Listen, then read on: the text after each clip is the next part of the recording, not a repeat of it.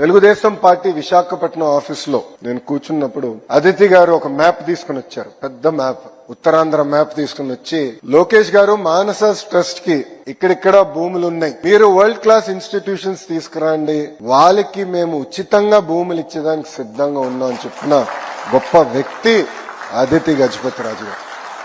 ఈరోజు గజం గజం కోసం కొట్టుకునే సమాజంలో వేలాది ఎకరాలు ప్రజల కోసం అందించిన గొప్ప కుటుంబం ఇది. నేను వేదిక పైన వచ్చినప్పుడు నవ్వుతూ అటు అశోక్ గారికి అదితి గారికి నేను చెప్తాను, రాత్రి నన్ను ఇద్దరు పడుకోనియలేదండి. ఇది ప్రజలందరూ ఈ విషయం వినాలి. ఈ ఎంఓయు ఫైల్ రాష్ట్ర ప్రభుత్వం ఆమోదం తెలపాలి. సో నాకు రాత్రి ముఖ్యమంత్రి గారి కార్యాలయంతో నేను ఫాలోఅప్ చేస్తున్నాను. ఎందుకంటే గౌరవ ముఖ్యమంత్రి గారు పర్యటనలో ఉన్నారు, ఫైల్ తొందరగా క్లియర్ చేయాలని నేను ఫాలోఅప్ చేస్తున్నాను. గౌరవ ముఖ్యమంత్రి గారు సెక్రటరీ గారు నాకు ఫోన్ చేసి, ఫైల్ వచ్చింది, పర్పెచువల్ గా ఉచితంగా భూమి అంటే లీజ్ కూడా కాకుండా ఉచితంగా భూమి ఇద్దామని ఈ ఫైల్లో ఉంది, ఇది సాధ్యం కాదు అన్నారు. అప్పుడు నేను అన్నా, దాతలు లేని ఇబ్బంది మనకెందుకు సార్ ప్రభుత్వంగా అన్నా.